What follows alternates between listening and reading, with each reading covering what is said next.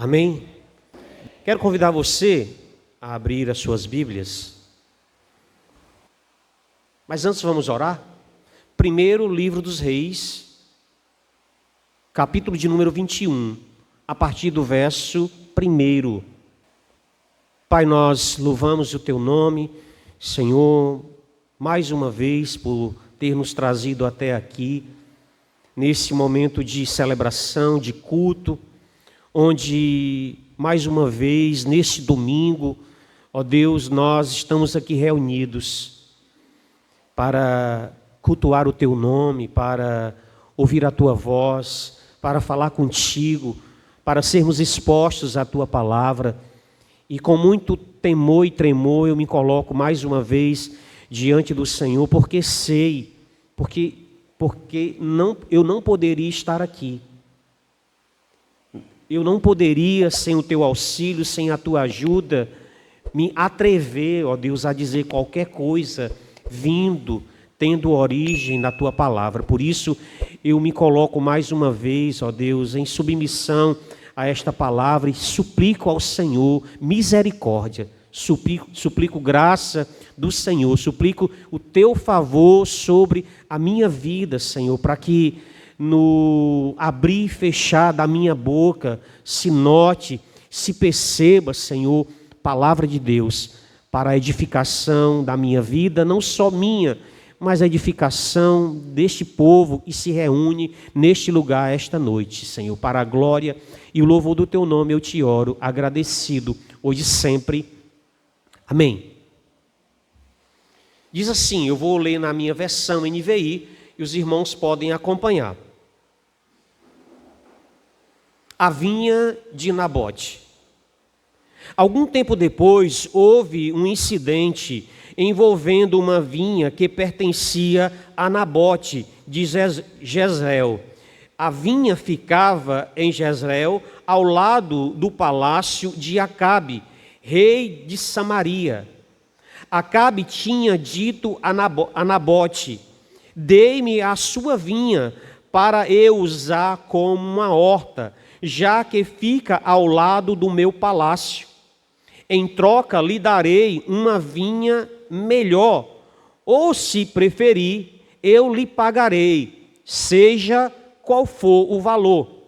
Nabote, contudo, respondeu: o Senhor me livre de dar a ti a herança dos meus pais. Então Acabe foi para casa aborrecido, indignado, porque Nabote de Jezreel lhe dissera: não te darei a herança dos meus pais. Deitou-se na cama, virou o rosto para a parede e recusou-se a comer. Sua mulher Jezabel entrou e lhe perguntou: por que você está tão aborrecido? Por que não come? Ele respondeu: porque eu disse a Nabote de Jezreel: venda-me a sua vinha, ou se preferir, eu te darei outra vinha em lugar dessa. Mas ele disse: não te darei a minha vinha, disse Jezabel, sua mulher. É assim que você age como rei de Israel? Levante-se e coma, anime-se, conseguirei para você a vinha de Nabote de Jezreel. Então ela escreveu cartas em nome de Acabe, pôs nelas o selo do rei e as enviou às autoridades e aos nobres da cidade de Nabote. Naquelas cartas ela escreveu: decretem um dia de jejum e ponham Nabote sentado num lugar de destaque entre o povo. E mandem 2 homens vadios sentar-se em frente dele e façam com que testemunhem que ele amaldiçoou tanto a Deus quanto ao rei.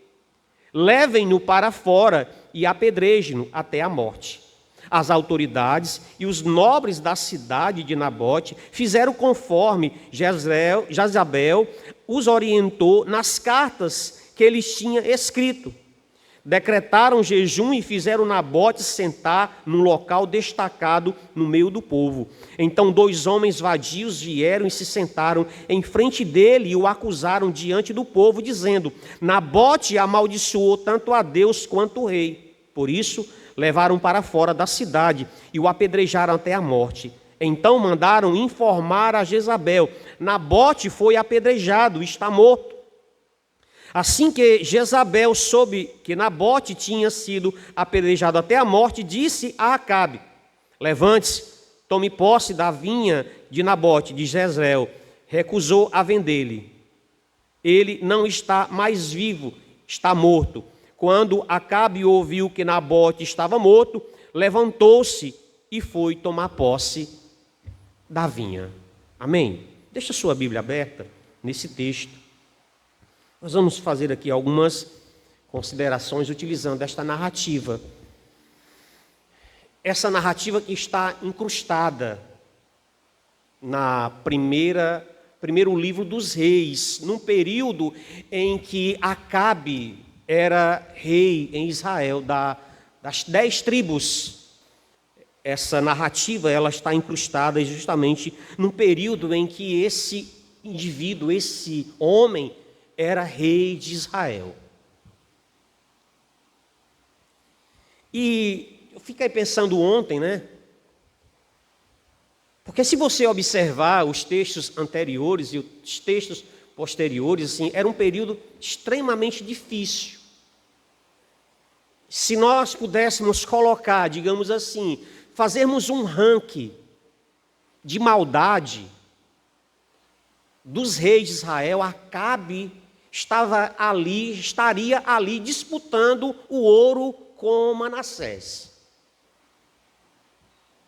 Se a gente pudesse fazer uma disputa de maldade, de reis que sentaram-se, eu estou falando tanto no reino do norte como no reino do sul.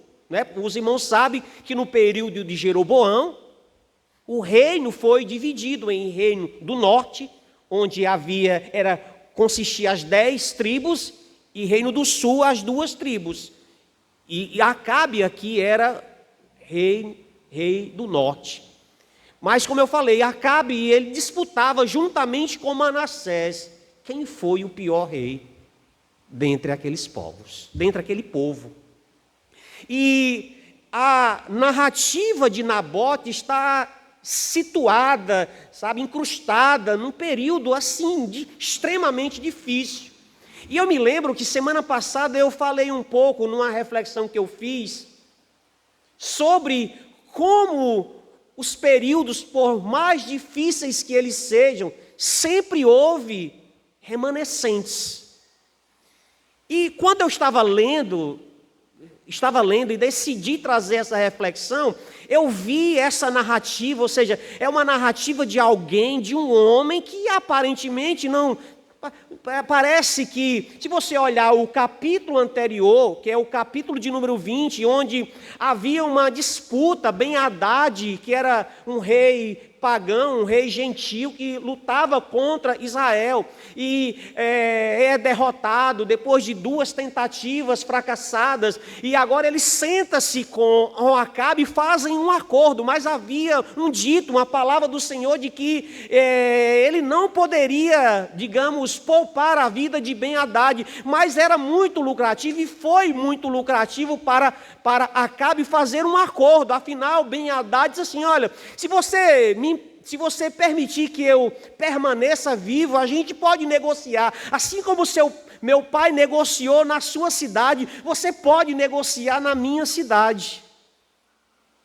Para que continue, digamos assim, continue como as coisas estão, e as coisas iam de mal a pior. E agora, no capítulo 21, está incrustado aqui a narrativa de um homem que aparentemente não se encaixa naquilo que está descrito no capítulo 20 e o capítulo 22. Mas, irmãos, na Bíblia nada acontece, a Bíblia nada está posto que não tenha um sentido, ou que não faça sentido.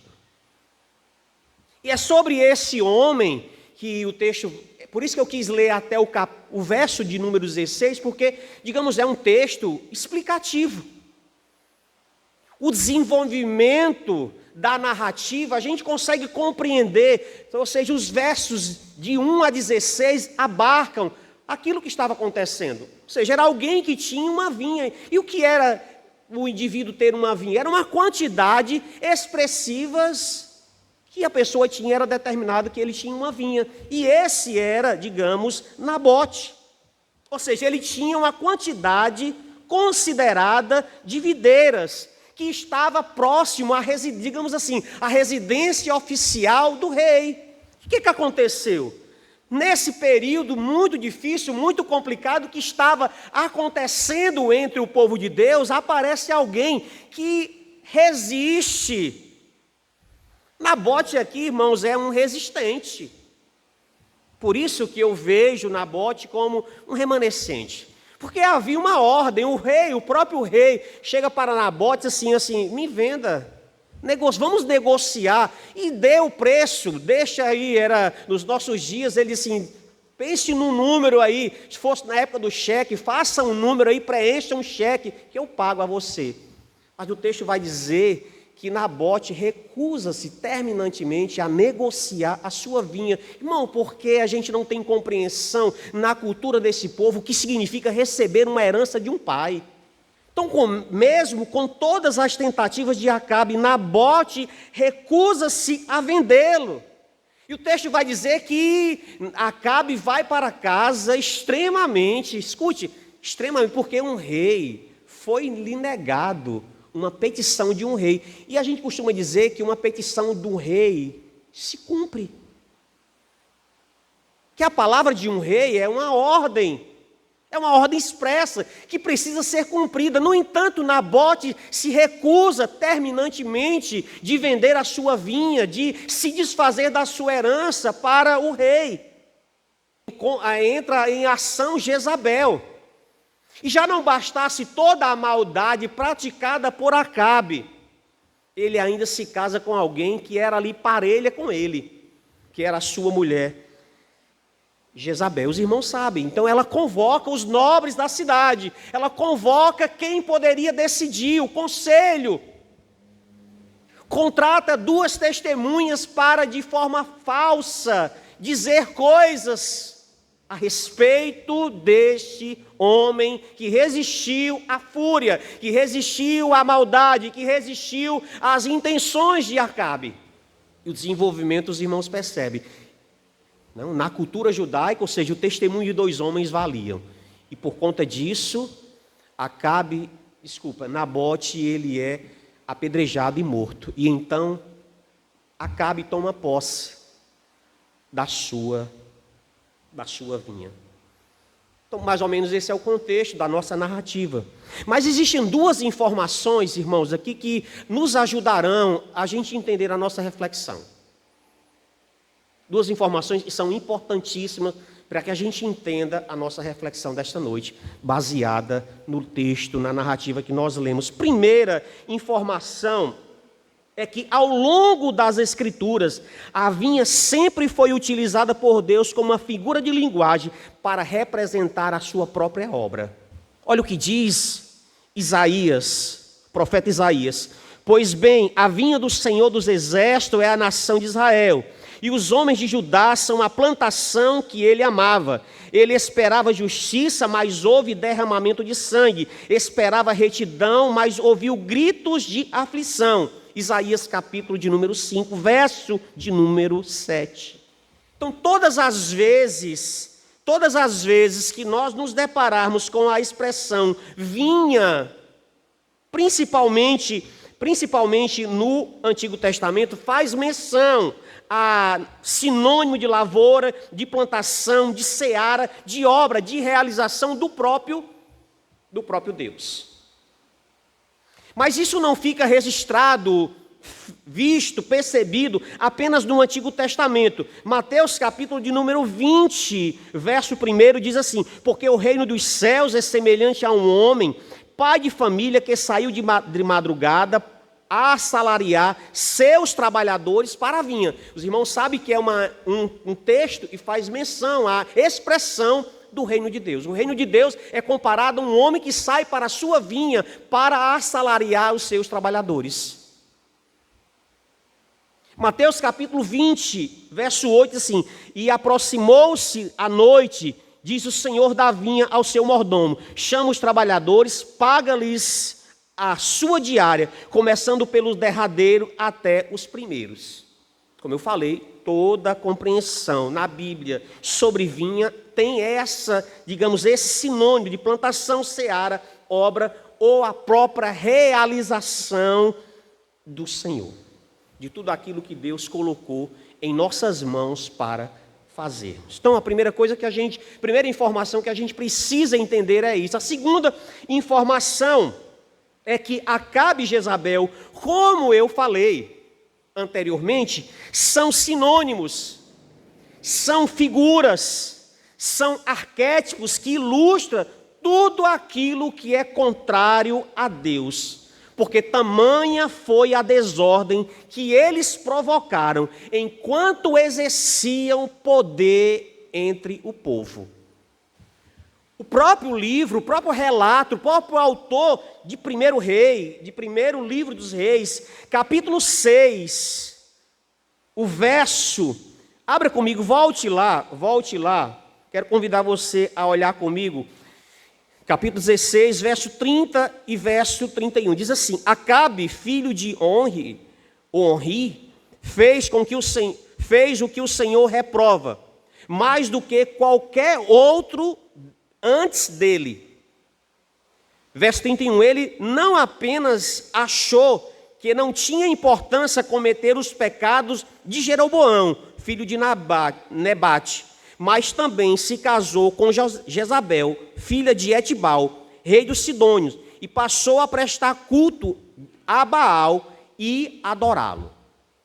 Então, como eu falei, toda a compreensão do antagonismo a Deus, todo o antagonismo da vontade, do querer, do realizar, do agir de Deus na vida do povo de Israel, ele é, ilustrado na figura, como eu falei. Outras figuras, observe que ele vem fazendo referência desde Jeroboão. Ou seja, muitas referências de homens, de líderes, de liderança, de reis que decidiram, ir de encontro àquilo que estava posto, àquilo que estava decretado, àquilo que estava, anunciado nos mandamentos, na lei, nos profetas. E Acabe foi um desses que mais, o texto diz, que fez muito mais daqueles que vieram antes dele.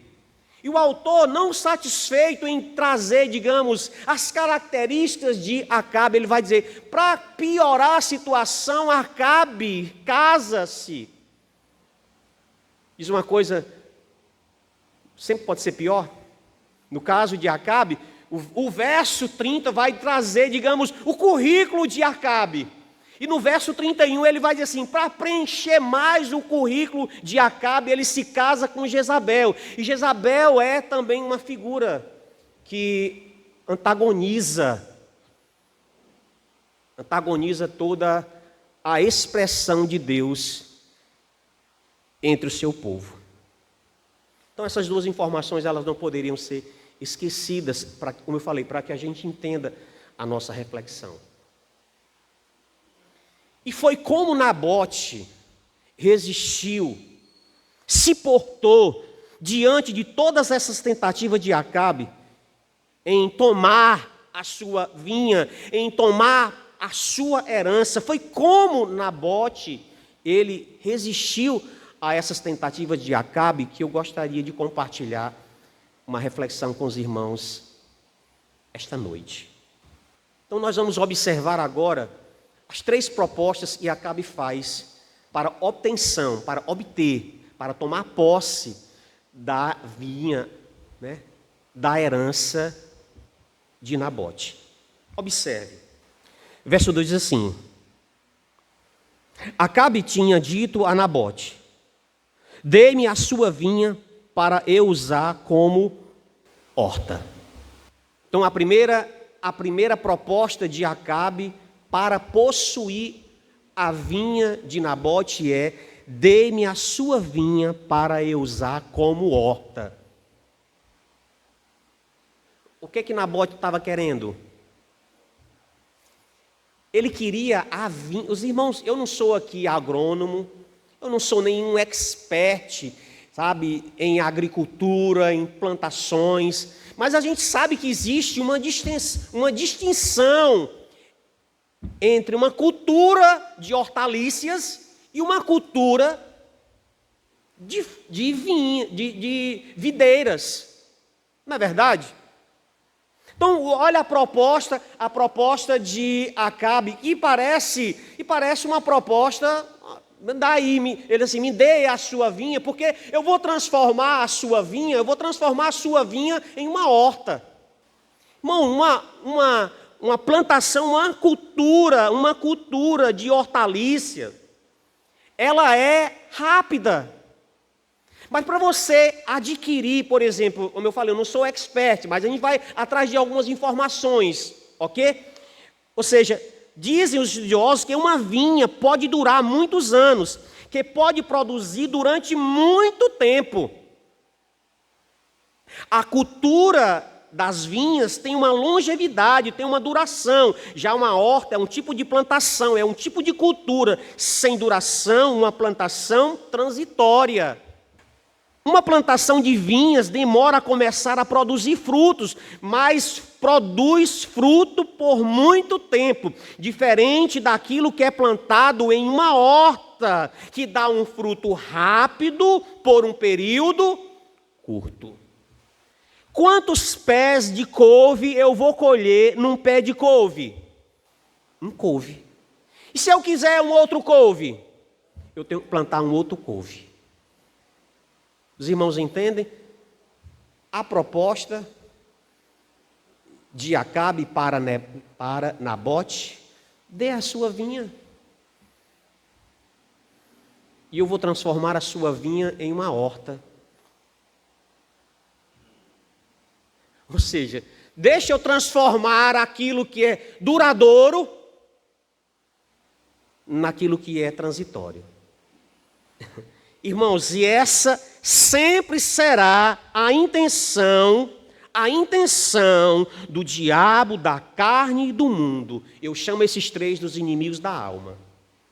Sempre será a forma, sempre será a maneira como ele vai operar na minha vida, na sua vida. Quer que a gente troque aquilo que é duradouro, aquilo que é eterno, por aquilo que é transitório. Não custa nada, olha aqui, troque aí, me ceda a sua vinha, e eu vou transformar a sua vinha, e aqui eu posso usar a vinha como a minha vida, a sua vida. Eu vou transformar a sua vinha em algo transitório. Irmãos, você vai colher mais, você vai colher mais rápido. Então, o convite, ou seja, a pergunta, o questionamento, a proposta de Acabe para Nabote era de transformar a sua vinha, uma vinha, irmãos, uma vinha demorava, era mais esforço, era mais trabalho, mas quando começa a produzir. E se um pé, e é uma plantação, produz várias vezes. O mundo tem usado de estratégias para tentar transformar a nossa vida, os nossos dons, os nossos talentos, tudo aquilo que Deus tem colocado na vida da nossa existência com o propósito de transformar isso em algo transitório.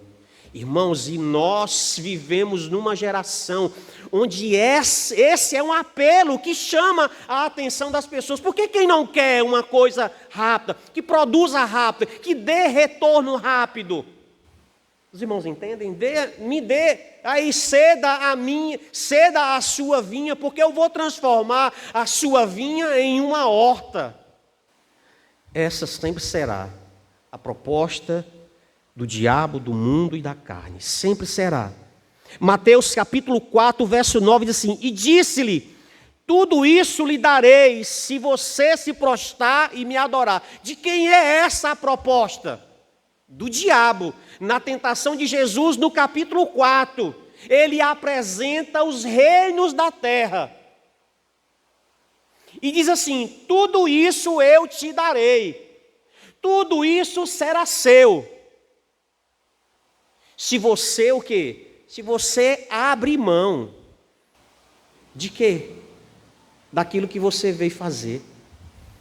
Ele estava oferecendo ao Rei da Glória poder sobre a transitoriedade deste mundo. Ora, se ele tem todo o poder nos céus e na terra, para os irmãos entenderem que sempre será essa a proposta que nos é apresentada. Irmãos, e essa proposta de dê-me a sua vinha, para que eu plante uma horta, acontece na minha vida, na sua vida todos os dias. Não há um dia sequer onde nós não somos tentados a abrir mão da nossa herança por alguma coisa que nos dê retorno, prazer e satisfação momentânea. Jesus responde no verso 10, retire-se, Satanás, pois está escrito, adore o Senhor, o seu Deus, e só a Ele preste culto. Porque ele sabia que os reinos são passageiros, as riquezas são passageiras, os prazeres desse mundo são passageiros. O que Deus tem para nós é muito mais do que essa transitoriedade dos nossos dias. O que Deus tem para nós é eterno. Podia não ter muito valor para Acabe, como eu falei, a gente não tem noção de como um judeu tinha apreço por aquilo que recebia de herança do seu pai. Porque receber a herança de um pai para um judeu não era só ter posse, dizia muito mais do que isso. As muitas possibilidades que esse mundo nos oferece são apenas hortas, não tem durabilidade. Mas aquilo que Deus tem para mim e para você é eterno. Então, observe a resistência de Nabote contra a investida de trocar a sua vinha por uma horta. Não negociou a sua vinha, nos ensinando que nós não podemos cair nessa falácia. Porque aquilo que Deus tem para as nossas vidas é muito maior. Como eu falei, uma vinha demora mais. Demanda é mais complicado, é mais dispendioso. João capítulo 15, verso 16, diz assim, não me escolheste vós a mim, mas eu vos escolhi a vós, e vos nomeei para que vades e deis frutos, e o vosso fruto permaneça, a fim de que tudo quanto meu Pai pedis em meu nome, o Pai vos conceda. Permanência. O que permanece para a eternidade é aquilo que é dado, aquilo que é vontade, aquilo que é projeto, aquilo que é propósito de Deus para as nossas vidas. Nos ensinando, e aqui eu faço a primeira aplicação, toda e qualquer proposta do mundo, do diabo, da carne, vem acompanhada de um prazo de validade. Toda a proposta do mundo, do diabo e da carne vem acompanhada com uma validade. É a gente que não vê a validade. Mas está lá. Está lá. Estão naquelas letras miudinhas que a gente não quer ler. Lembra? Aqueles contratos longos que é feito. Aí aquelas cláusulas bem cabulosas. Eles botam em caixa baixa. Para que a gente passe desapercebido e a gente não leia. Assim somos nós, diante daquilo que Deus pretende fazer para as nossas vidas. A gente não enxerga. Mas está lá, irmão, não tem uma proposta do diabo, do mundo e da carne que não esteja selado o prazo de validade. Como tem uma frase, o golpe está aí, cai quem quer. Nabote não caiu. Toda e qualquer proposta do Evangelho reverbera para a eternidade. Faz sentido, irmãos? Houve uma proposta. E a primeira parte da proposta é, dê-me a sua vinha, e eu vou transformar a sua vinha numa horta. Troque aquilo que é duradouro por aquilo que é passageiro. Mas há uma segunda parte da proposta que é feita por Acabe para Nabote. Primeiro é, dê-me a sua vinha, para que eu transforme essa vinha numa horta. Aí ele vai aumentando. Em troca, eu lhe darei uma vinha melhor. Primeiro assim, dê-me a sua vinha para que eu faça desta vinha uma horta. Ou em troca eu lhe darei uma vinha melhor. Então Acabe agora ousa mais na sua proposta, aparentemente mais rentável, para persuadir Nabote: te dou outra vinha melhor. Irmãos, olha que lógico. Se a vinha de Acabe era melhor, por que ele queria trocar com a vinha de Nabote? Porque Acabe sabia que a vinha era melhor. Você acha que Acabe não sabia que a vinha de Nabote era melhor? Você acha, irmãos, que o diabo, que o mundo, que a carne não sabe que aquilo que Deus tem para as nossas vidas é melhor? Mas ele, à semelhança de Acabe, nos apresenta uma proposta que para os desentendidos soa como algo legal. Ele está dizendo assim: se você realmente não quer, vamos seguir, se você não quer trocar a sua vinha por uma horta, vamos fazer melhor. Estou sendo camarada com você, eu vou te dar uma vinha melhor. Se ele queria a vinha de Nabote, era porque a vinha de Nabote era melhor. Isso é lógico. O mundo e a sua concupiscência fará de tudo o que for preciso para nos ver fora do projeto de Deus para as nossas vidas. O que Acabe queria era ver Nabote longe daquela vinha. Irmão, não nos enganemos. Continua sendo essa a proposta. E a concupiscência do mundo tem propostas aparentemente mais vantajosas, mas nunca serão melhores. Acabe sabia, mas Nabote também sabia. Porque não era só o preço da vinha, porque a gente sabe que o herança não tem só a questão dos valores, tem a questão da ligação. Os irmãos entendem? Mais uma vez eu falei, a gente não tem noção do que significa a herança para um judeu. Tinha uma ligação muito mais profunda do que valor. Ele não queria uma outra vinha, ele queria a vinha que havia sido lhe dada. Irmãos, a Bíblia Sagrada, no livro, na carta de Paulo aos Efésios, vai dizer: Deus nos abençoe. Bendito Deus e Pai do nosso Senhor e Salvador Jesus Cristo, que nos abençoou com toda sorte de bênçãos espirituais nas regiões celestiais em Cristo Jesus. Essa é a nossa herança. Quantas vezes nós estamos trocando tudo isso por coisas efêmeras, passageiras, que a gente sabe que tem uma data de validade. Não precisamos de nada melhor do que daquela que nós já recebemos de Deus, né? Mas a cristandade diluída dos nossos dias, hoje a gente escuta menos, mas a gente escutava muito. As músicas diziam, né? Os cantos diziam, as massas diziam: o melhor de Deus ainda está por vir. Não, escuta aqui, E é sempre essa ideia de que precisa uma proposta nova.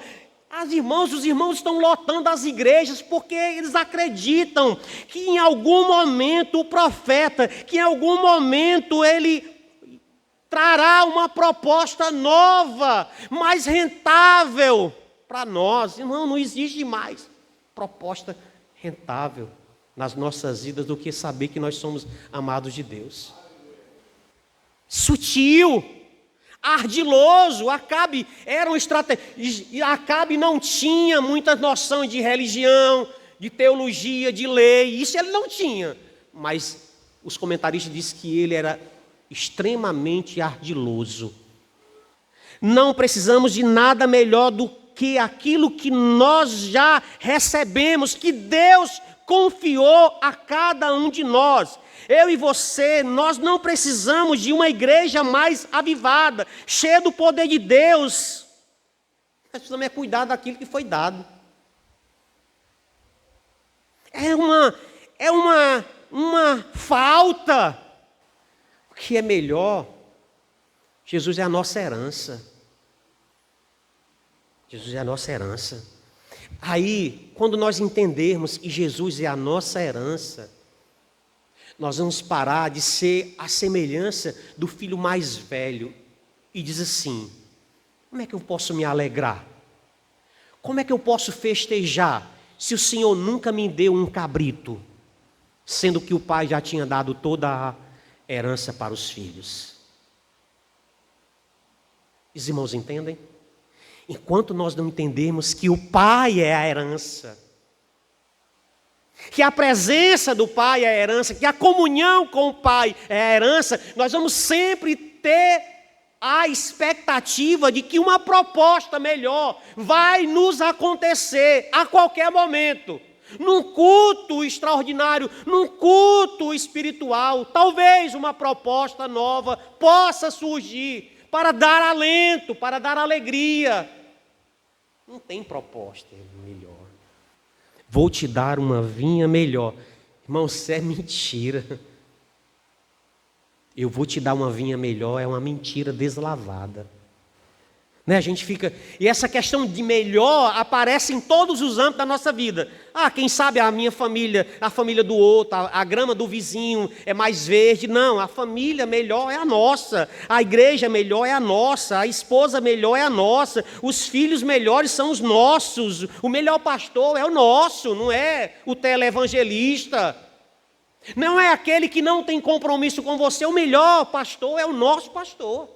A gente não precisa de um outro pastor, porque muitos discípulos tiveram o mais belo e profundo pregador que houve nessa existência, nem por isso permaneceram ao lado de Jesus. Eu faço aqui uma aplicação. Nenhuma proposta desse mundo, por mais tentadora que seja, pode ser comparada com aquilo que Deus tem para nós. Nenhuma proposta pode se comparar. Porque o próprio Jesus, ele vai dizer numa pequena parábola, e está incrustada no capítulo 13 de Mateus, apenas 2 versos, diz assim: o reino de Deus é comparado a um negociante de pérolas, em busca de pérolas escolhidas. Ele encontrou uma pérola de grande valor, foi e vendeu todas as suas pérolas que tinha para adquiri-las. Enquanto nós não soubermos o valor do evangelho, nós vamos viver na expectativa de encontrar uma proposta melhor. Mas a proposta tem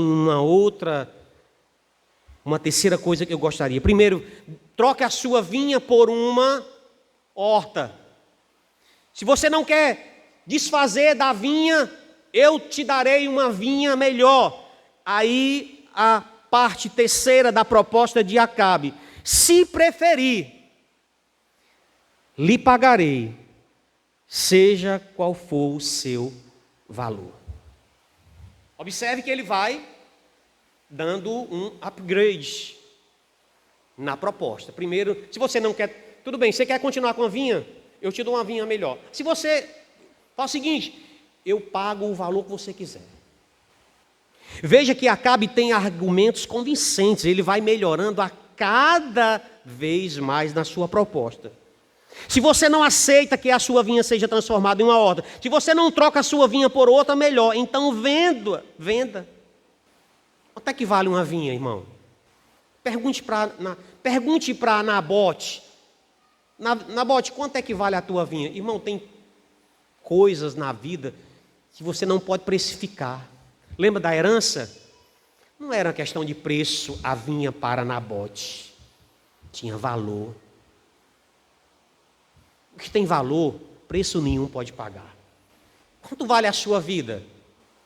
Quanto vale tudo que Deus tem proporcionado na sua vida todos esses anos? Quanto vale os dons e talentos que Deus te confiou? Quanto vale a possibilidade, escute, quanto vale a possibilidade de fazer parte do projeto da salvação? Quanto vale a possibilidade de ouvir da boca do próprio Senhor, dizendo: vinde, benditos de meu Pai, entre no reino que vos está preparado antes da fundação do mundo. Quanto é que vale isso, irmão?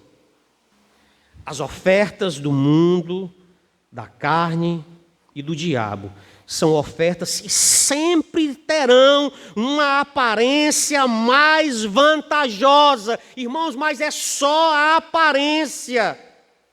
Porque se fosse melhor, ele não estava tentando negociar a vinha de Nabote. E aqui eu faço uma terceira aplicação. Nada nesse mundo pode ser comparado com o preço que foi pago por nossas vidas na cruz do Calvário. Aí você pode estar aí, talvez, arrazoar no seu coração. Mas, pastor, se você continuar, nós lemos 16 versículos. E o desfecho da vida, e o desfecho da narrativa para Nabote, aparentemente foi trágica, sim ou não? Foi trágica, irmão. O texto vai dizer que ele é posto diante dos líderes, duas falsas testemunhas dizem coisas que ele não havia dito, coisas que ele não havia feito. E por causa do testemunho dessas duas pessoas, desses dois, a Bíblia diz, vadios, ele foi morto. Qual foi o sucesso aqui? Aparentemente, quem foi que saiu lucrando nessa narrativa? Quem foi? O texto, o verso 16 finaliza dizendo assim: depois que soube que Nabote havia sido morrido, Acabe vai e toma posse da vinha dele. Quem foi que levou vantagem nessa história? Ora, nessa história foi Acabe. Nabote morreu, mas não se desfez da sua herança. O problema é que a gente não quer morrer. Nabote, ele é uma ilustração daquilo que o próprio Jesus diz, pois que adianta ao homem ganhar o mundo inteiro e perder a sua alma. Acabe realmente toma posse da vinha de Nabote. Mas se você continuar lendo a história, capítulo seguinte, mais uma vez, Acabe faz aquilo que é contrário à vontade de Deus, e um profeta chega assim, acabou. Acabou. E nesse mesmo lugar onde esse inocente, o sangue do inocente foi derramado em Jezreel, e a profecia dizia, nesse mesmo lugar os cães comerão a sua carne. Aparentemente, temporariamente, Acabe foi o vencedor. Ganhou a vinha. Ganhou aquilo que Jesus diz, ganhou o mundo inteiro. Mas perdeu a sua alma. Nabote morreu, mas ele permaneceu consciente daquilo que tinha recebido. Podemos sair perdendo, mas a eternidade será uma realidade para quem permanece, não negociando a sua vinha, no caso, a sua vida. Com Nabote, a gente aprende a máxima de que a coisa mais importante é fazer a coisa mais importante, a coisa mais importante. Mesmo que isso seja preço de morte. Mesmo que não haja vantagem nenhuma. Mesmo que aparentemente não haja vantagem nenhuma.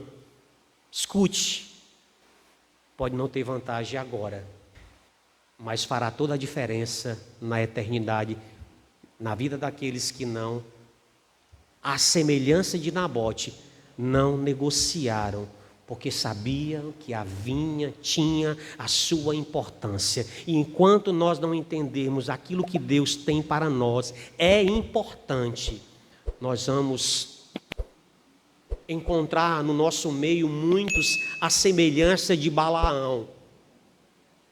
Nós encontraremos muito à semelhança de um dos discípulos, os apóstolos, e trocará Jesus por 30 moedas. E nós vamos continuar ouvindo as coisas mais absurdas,